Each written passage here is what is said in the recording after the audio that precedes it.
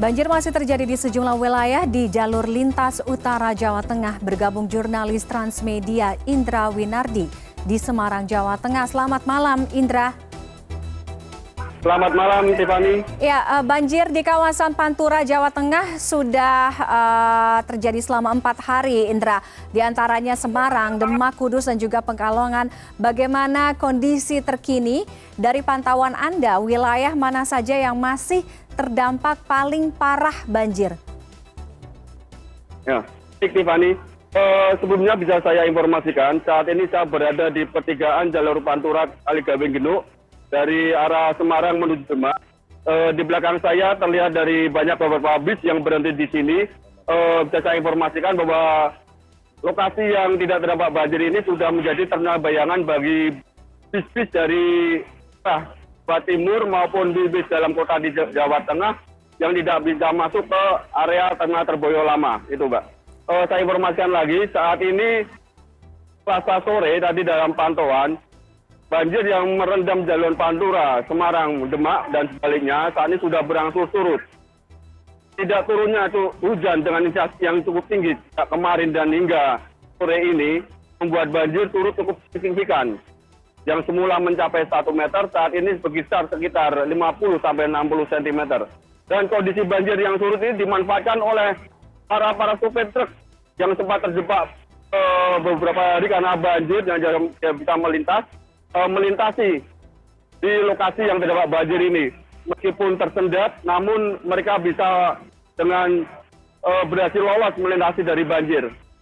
Oke, Indra, apakah dengan artinya seperti yang Anda jelaskan, kondisi banjir yang berangsur surut, akses lalu lintas transportasi yang tadinya sempat terputus, sekarang juga sudah berangsur kembali pulih, dan bagaimana dengan juga jalur rel kereta api di sana? Ya, baik, Tiffany. Saya informasikan, saat ini jalur transportasi di jalur Pantura dari jalan Surabaya yang sudah ke Jakarta dan melintasi dari Semarang maupun dari yang Jakarta dan Surabaya yang melintasi di jalur Pantura Semarang ini bisa berangsur normal meskipun tersendat.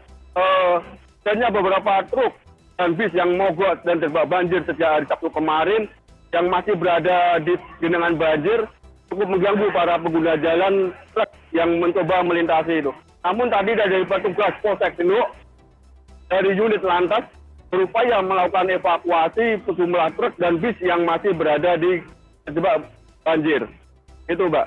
Dari Polsek Genuk juga menghimbau kepada para pengguna jalan, terutama untuk mobil dan kendaraan bermotor, untuk sementara melintasi di jalur alternatif karena kondisi jalur Pantura yang masih belum aman meskipun sudah surut.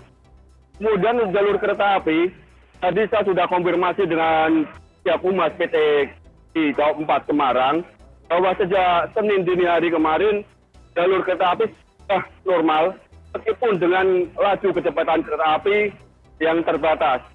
Dalam arti tidak bisa melaju dengan kecepatan normal pada umumnya.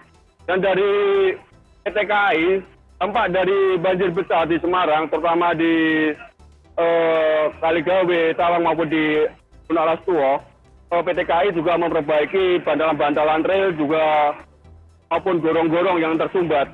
Juga untuk pengerasan dari rel yang sempat tergerus karena terendam banjir itu, Mbak.